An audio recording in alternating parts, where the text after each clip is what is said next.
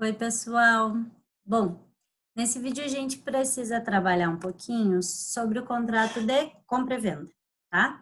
O contrato de compra e venda é o mais comum dos contratos brasileiros e nele, bem como o nome diz, uma pessoa compra e a outra pessoa vende. Então, o João tem uma casa, ele quer vender uma casa e o José quer comprar uma casa. O João vai dar a casa, vai dar a propriedade da casa em troca de um valor pecuniário, enquanto que o José vai ter a casa, vai ter o domínio, a propriedade da casa e vai pagar um valor pecuniário para o seu antigo dono. É isso que é o contrato de compra e venda. E aí, a primeira coisa que a gente tem que observar é o artigo 481, que vai justamente falar sobre isso que eu acabei de dizer. Ele diz: pelo contrato de compra e venda, um dos contratantes se obriga a transferir o domínio de certa coisa e o outro a pagar-lhe certo preço em dinheiro. E aí a gente tem a compra e venda pura, que está no 482. A compra e venda, quando pura, considerar-se-á obrigatória e perfeita, desde que as partes acordarem no objeto e no preço. Ou seja, não tem condição, não tem nem condição resolutiva, nem condição suspensiva, tá? Não tem nenhuma condição nesse contrato. Qual é a classificação? Como é que eu posso classificar o contrato de compra e venda? Primeiro, ele é consensual, tá? Ele é um contrato consensual. E ele é um contrato bilateral. As duas partes têm obrigações. As duas partes têm obrigações e direitos advindos justamente do contrato de compra e venda. Terceiro, ele é comutativo ou aleatório, tá? Ele pode ser ou comutativo, ter obrigações, eu já saber desde o início as minhas prestações, ou ele ser aleatório, justamente em razão do 483 que nós vamos ver na sequência. Ele é oneroso, ele nunca será gratuito, senão ele não é um contrato de compra e venda, ele é qualquer outra coisa, menos um contrato de compra e venda. Ele é de execução simultânea, imediata, ou diferida, no sentido de executado depois, né, a um só tempo, mesmo que seja em pagamento e prestações, não tem problema nenhum. E ele é formal ou informal, vai depender do que? Do objeto. Quando é compra e venda de móveis, ele vai ser informal, ele pode ser inclusive verbal. Agora, quando ele é compra e venda de bens imóveis, acima de 30 salários mínimos, a lei exige que tenha um contrato por escritura pública, tá? Com forma pública, ou pelo menos contrato de compra e venda nos casos em que a lei permite que seja assim, tá? O que deve constar no contrato? Quais são os requisitos essenciais do contrato? Conforme o 481, é obrigatório ter preço e coisa, ou seja, contrapartida e o objeto envolvido. Além desses dois, é da essência do contrato ter o consentimento, tá? Então, eu vou ter que ter o consentimento de ambas as partes para que eu possa ter um contrato de compra e venda, tá? Quanto à coisa, qual é a situação quanto à coisa? A coisa, nós temos algumas regras. Primeiro, a coisa tem que ser individuada, tá? Ela tem que poder ser individuada, ela tem que ser determinada ou determinável. Por quê? Porque eu posso ter uma compra e venda de bens fungíveis. Por exemplo, eu compro um saco de cereais, tá? Isso é bem fungível. Além disso, eu posso ter uma compra e venda genérica. Por exemplo, eu compro um cavalo adestrado para uma determinada competição, tá? Segundo, primeiro é que a coisa seja individuada, determinada ou determinada. Segundo, a coisa tem que existir ou tem que poder vir a existir. O que eu quero dizer com isso? Eu não posso vender uma coisa inexistente, né? Eu não posso vender uma coisa inexistente.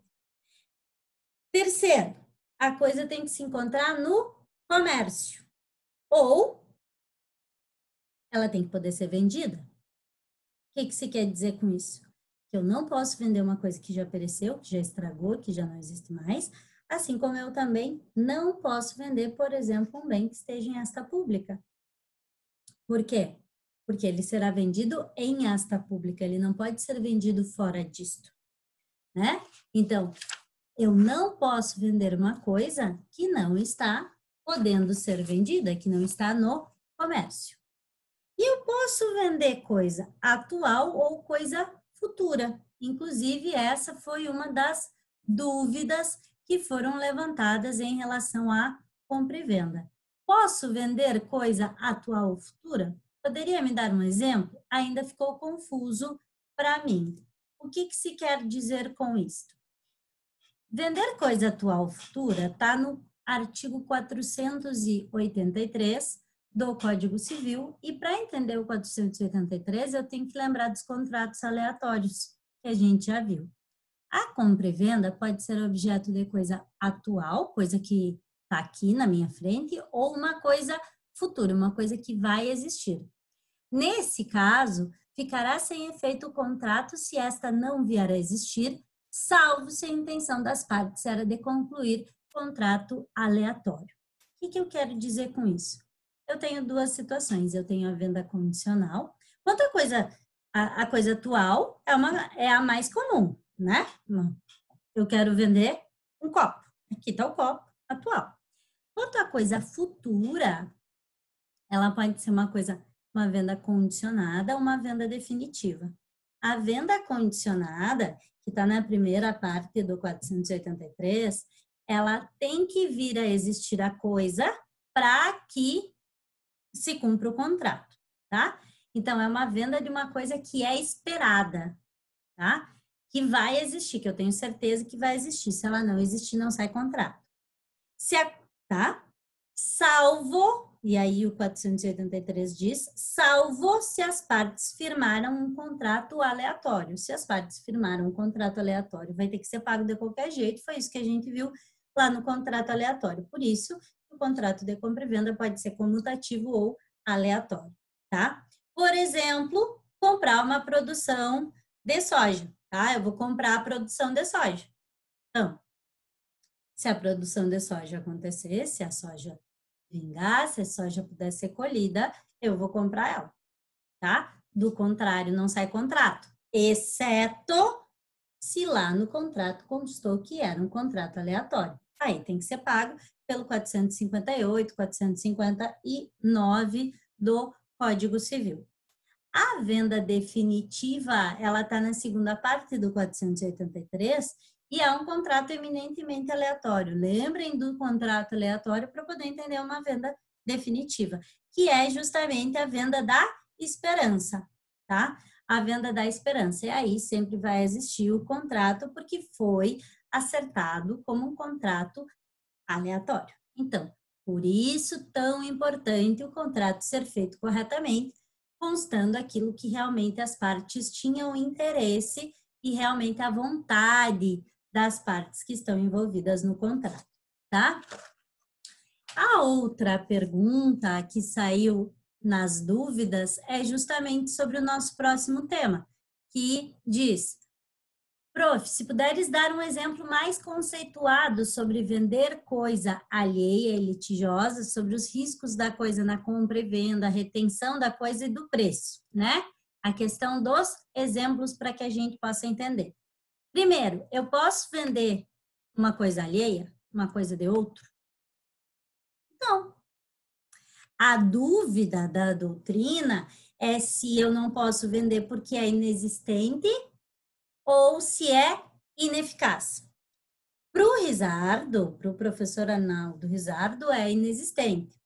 Para o professor, pela doutrina do professor Pontes de Miranda e pela doutrina do professor Orlando Gomes, não é existente, existe esta venda, mas ela é ineficaz, porque ela não alcança uma eficácia justamente porque eu não posso vender coisa alheia, porque a coisa não é minha, tá?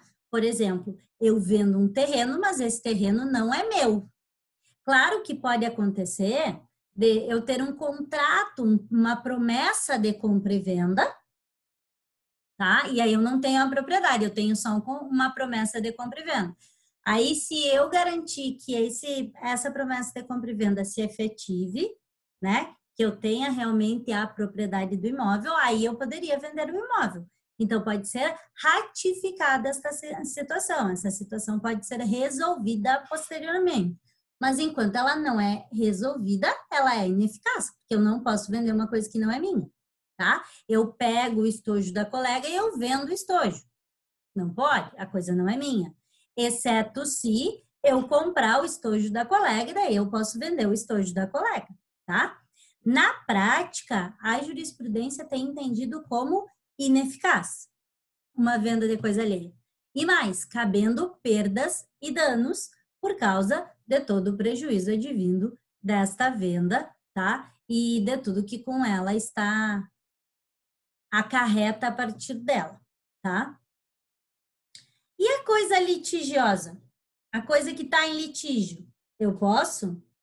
Aí a gente tem uma outra doutrina, uma outra legislação que fala a esse respeito, que é o Código de Processo Civil. O Código de Processo Civil é quem vai falar sobre a venda de coisa litigiosa ou venda de coisa que está em litígio, que está num processo judicial, tá? Vou mostrar para vocês. É o 109 e o 110 do Código de Processo Civil. O 109 diz: alienação da coisa ou do direito litigioso por ato entre vivos a título particular não altera a legitimidade das partes.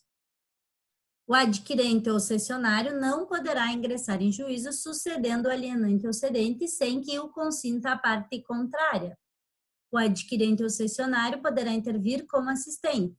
Estendem-se os efeitos da sentença proferida entre as partes originárias. Ocorrendo a morte, dar-se-á a sucessão pelo espólio ou pelos seus sucessores. Então, a alienação da coisa ou do direito litigioso por ato entre vivos, a coisa que está em litígio vai ter que quando você vende uma coisa que está envolvida num processo judicial, quem é que vai continuar sendo? Aquele que deve ser a parte na ação.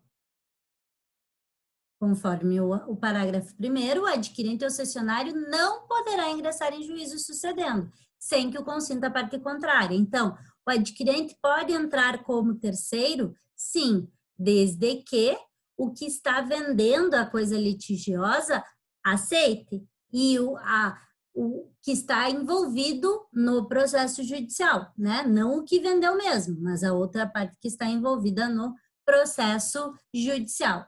O adquirente ou cessionário pode intervir como assistente litisconsorcial, ou seja, pode intervir como um terceiro que é interessado, né, para que se resolva aquele litígio. Ou então, ele aguarda terminar o litígio para tomar posse e propriedade da coisa.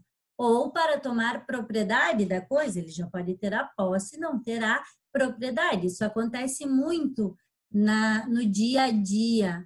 No dia a dia, isso acontece com regularidade. Por exemplo, um bem envolvido no inventário, numa dissolução de união estável, que é vendido durante o processo. É essa situação, tá? E quanto à herança de pessoa viva, eu posso ter herança de pessoa viva? O artigo 426 vai falar sobre isso.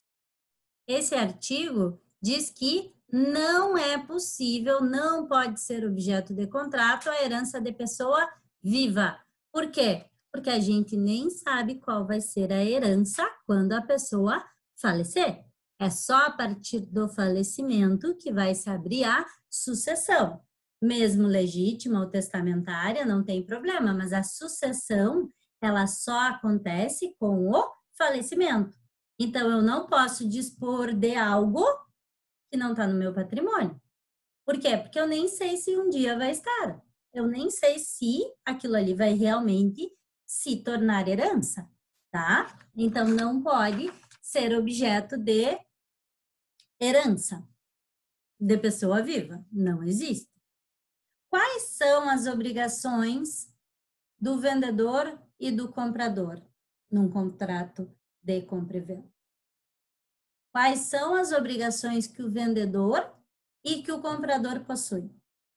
O vendedor, primeira obrigação e principal obrigação, a entrega da coisa. E a entrega da coisa subentende-se também a entrega dos seus acessórios. Segunda coisa, assegurar, segunda obrigação, assegurar a efetiva garantia sobre a coisa. Ou seja, assegurar que haja posse mansa, para não acontecer uma evicção, e assegurar que a posse seja útil. Para quê?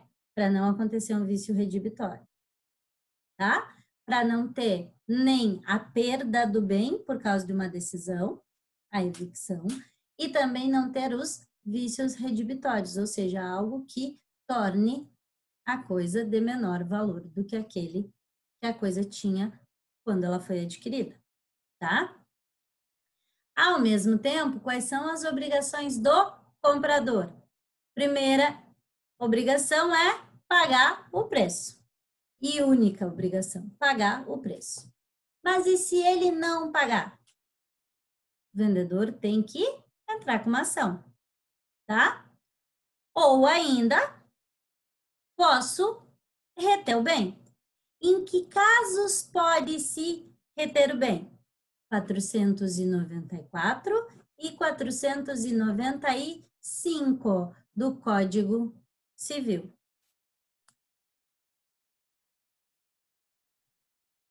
O 495 diz, não obstante o prazo ajustado para o pagamento, se antes da tradição, antes da entrega, o comprador cair em insolvência, o comprador falir, poderá o vendedor sobrestar na entrega da coisa, ou seja, ficar com a coisa, reter a coisa, até que o comprador lhe dê caução de pagar no tempo ajustado.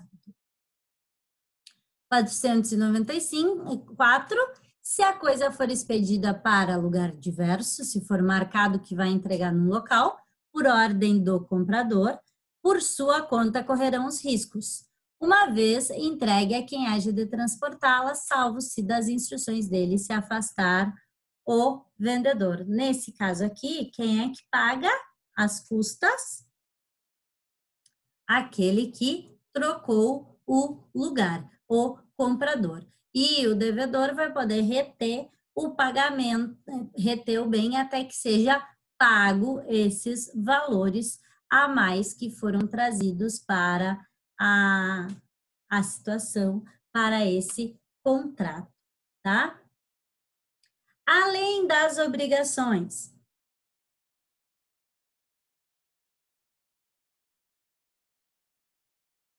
quais são os riscos da coisa, tá?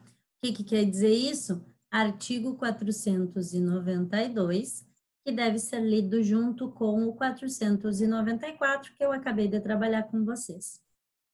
Até o momento da tradição, os riscos da coisa correm por conta do vendedor e os do preço por conta do comprador. Todavia, os casos fortuitos ocorrentes no ato de contar, marcar ou assinalar coisas que comumente se recebem contando, pesando, medindo ou assinalando e que já tiverem sido postas à disposição do comprador, correrão por conta deste. O que é esse artigo? E parágrafo 2º, correrão também por conta do comprador os riscos das referidas coisas, se estiverem em mora de as receber, quando postas à sua disposição no tempo, lugar e pelo modo ajustados. O que esse artigo 492 quer dizer, lido junto com o 494?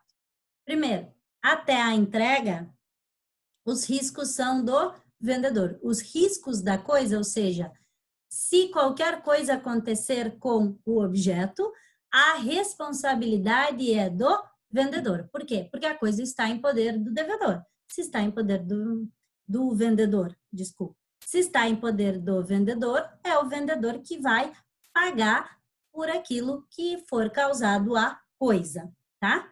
Depois de entregue, depois de feita a tradição, os riscos passam a ser do comprador, porque ele está com a coisa, ele verificou a coisa, ele viu que a coisa estava boa, então os riscos passam a ser dele. exceto se houver vício redibitório, aí é outra situação.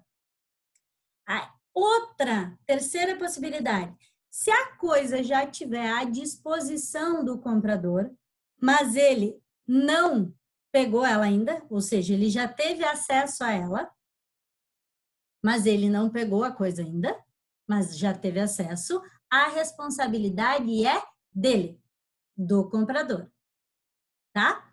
Também vai ser responsabilidade do comprador se o comprador estiver em mora. O que é ele estar em mora? Ele deveria ter recebido a coisa, ele deveria ter pego a coisa e não recebeu, não quis receber, tá? E se a coisa foi entregue em lugar diverso do combinado, por ordem do comprador, a responsabilidade, os riscos pelos danos que puder causar a coisa são do comprador. Então, quando que vai ser do vendedor? Até o momento da entrega. Entregou, passa a ser do comprador. Deixou para o comprador, passa a ser do comprador. Em qualquer outra situação, passa a ser do comprador, tá?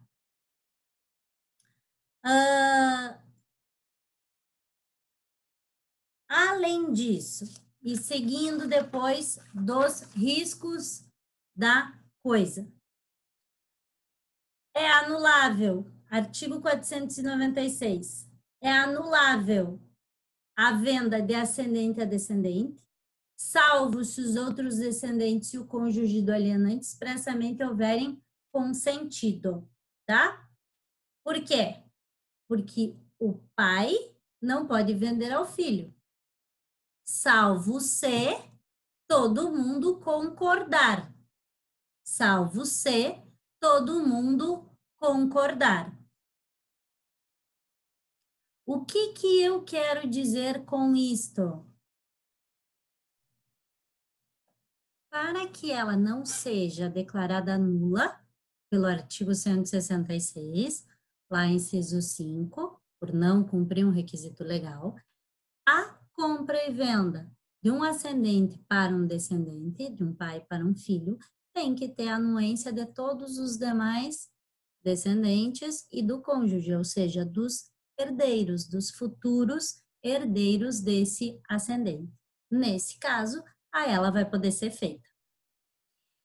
Seguindo o estudo da compra e venda, a gente precisa analisar o que é o compromisso de compra e venda, tá? O compromisso de compra e venda é um verdadeiro contrato, e aí, para alguns doutrinadores, é um exemplo de contrato preliminar, tá? Para outros, como é o caso do professor Arnaldo Rizardo, não é. São duas coisas diferentes, tá? Mas qual é o objetivo de um compromisso de compra e venda? É uma prestação de fazer. Fazer o quê? Um contrato definitivo de compra e venda. Então, ele é uma antecipação a uma futura escritura pública, tá? Ou a um documento equivalente quando for autorizado por lei. Por exemplo, o contrato de compra e venda, ele é autorizado por lei quando for um bem comprado pelo sistema de financiamento da Caixa Econômica Federal, por exemplo, tá? Então, o compromisso de compra e venda, ele é um contrato que é feito antes da escritura pública de compra e venda. Por que a gente faz um compromisso de compra e venda? Por causa de uma finalidade imediata, que é poder usar, poder gozar da coisa, poder dispor da coisa, como diz lá no 1228 do Código Civil, e um fim imediato, que é ser dono da coisa, tá? Então, o promissário comprador, o futuro comprador, por isso promissário comprador, tem, a partir do compromisso de compra e venda, os tradicionais poderes inerentes à propriedade, previstos lá no 1228. Enquanto que o promitente vendedor, aquele que promete que vai vender, conserva para si a propriedade nua, a propriedade sem posse, porque a posse passa a ser justamente de quem está comprando, o promissário comprador, tá? Então, esse compromisso, ele tem que ser registrado lá no registro de imóveis, na matrícula do imóvel. Consta isso no artigo 167, no item 1 da Lei de Registros Públicos, da 6.015 de 73, tá? Quando ele é registrado no registro de imóveis, ele passa a valer erga omnes contra terceiros. E não pode, por exemplo, o bem ser penhorado por uma dívida do promitente vendedor. Por quê? Porque agora o bem ele vai ser no futuro de uma outra pessoa, então ele não pode ser usado para ser penhorado, tá? Esse é o compromisso de compra e venda. Além do compromisso de compra e venda, a gente precisa conhecer as cláusulas especiais previstas na compra e venda, tá? Primeira delas, retrovenda. Onde é que está a retrovenda e o que é a retrovenda pelo Código Civil? A retrovenda está no artigo 505 e diz no 505 o seguinte: o vendedor de coisa imóvel, então sempre bem imóvel, pode reservar-se o direito de recobrá-la no prazo máximo de decadência de 3 anos, restituindo o preço recebido e reembolsando as despesas do comprador, inclusive as que, durante o período de resgate, se efetuaram com a sua autorização escrita ou para a realização de benfeitorias necessárias. O que é a retrovenda, gente? Também chamado de direito de retrato. O vendedor se reserva o direito de, dentro de um prazo, esse prazo não pode exceder 3 anos, tá? Dentro desse prazo, recuperar, recomprar a coisa, tá? Recomprar quando? Como? Restituindo o preço e reembolsando as despesas que aconteceram. Na verdade, essa cláusula, infelizmente, ela é colocada por vezes para mascarar um outro negócio, tá? Ela se restringe, como eu disse para vocês, em bens imóveis e é uma convenção que as partes estabelecem no contrato para que o bem possa retornar ao seu antigo dono, tá? Retornar ao vendedor. Outra cláusula especial de compra e venda, da compra e venda, é a venda a contento e a venda sujeita à prova.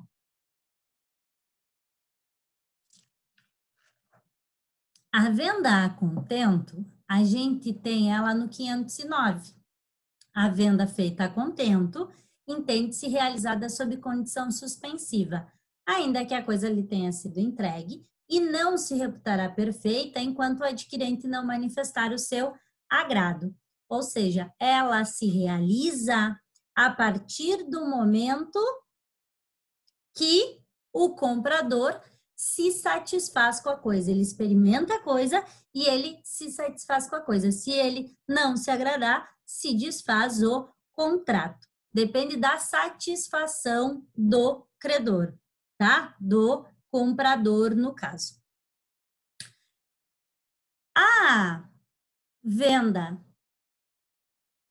a preempção ou preferência, a cláusula de preferência, como a gente conhece, está prevista no 513. E o que ela é? É quando o comprador ele tem que oferecer a coisa para o vendedor se ele resolver que ele quer vender a coisa ou dar a coisa numa dação em pagamento, tá? Então, por exemplo, digamos que eu comprei um bem do Alexandre. Eu comprei um bem do Alexandre e nós colocamos no contrato que, se caso eu quiser vender esse bem, quiser vender esta casa, primeiro eu tenho que oferecer para o Alexandre para ver se ele não quer comprar a casa, tá? Então, pelo direito de preferência, primeiro tem que dar preferência ao vendedor para ver se ele quer comprar.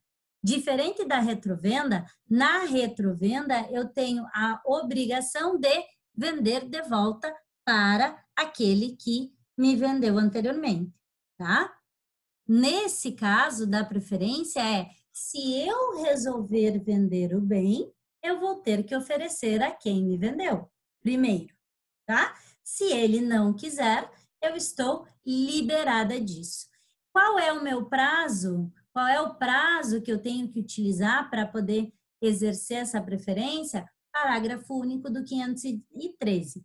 O prazo para exercer o direito de preferência não poderá exceder a 180 dias, se a coisa for móvel, ou a 2 anos, se imóvel, tá? Passado esse prazo, aí não há mais o direito de preferência.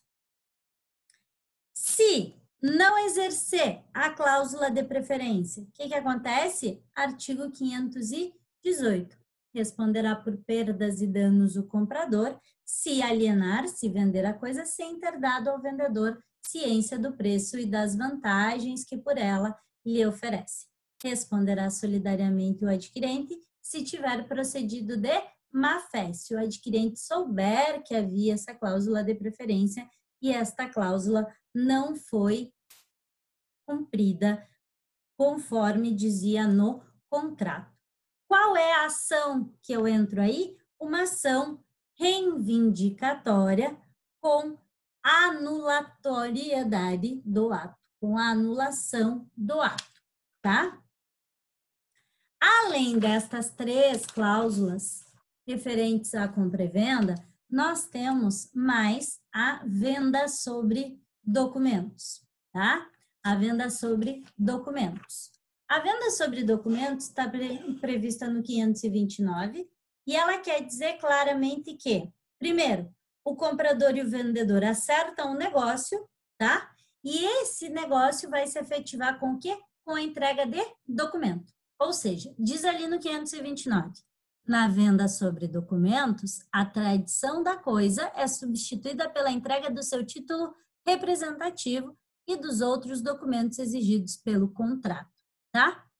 Um exemplo, eu assino um contrato e em vez de eu receber a coisa, eu recebo um voucher. Com esse voucher, eu vou e posso retirar a coisa. Ou recebo um documento dizendo que a coisa é minha e aí depois eu vou lá retirar a coisa, tá? Então, é o documento que efetiva o contrato. E depois, com esse documento, eu posso me apossar da coisa. A última cláusula referente à compra e venda é a venda com reserva de domínio, prevista no 521. A venda com reserva de domínio quer dizer, na venda de coisa móvel, e percebam, só móvel, pode o vendedor reservar para si a propriedade até que o preço seja integralmente pago. Então, eu vendo uma coisa móvel e essa coisa móvel vendida por mim, eu não passo a propriedade, eu só passo a propriedade quando todo o valor da coisa estiver pago, tá? O bem, em geral, ele é vendido em prestações. E como ele é vendido em prestações, eu não transfiro o domínio. Eu só vou transferir o domínio no final da última prestação, quando tudo está quitado. Aí sim, eu passo a propriedade do bem. O comprador, ele recebe a posse, ele tem a posse. A propriedade, ele vai receber depois, quando ele tiver pago tudo. Nesse caso, apenas pode ser um bem que seja individuado e infungível, né? Para poder efetivar a venda com reserva de domínio. Aí, então, gente, uma revisão geral de todo o contrato de compra e venda, das cláusulas referentes ao contrato de compra e venda e também do compromisso de compra e venda.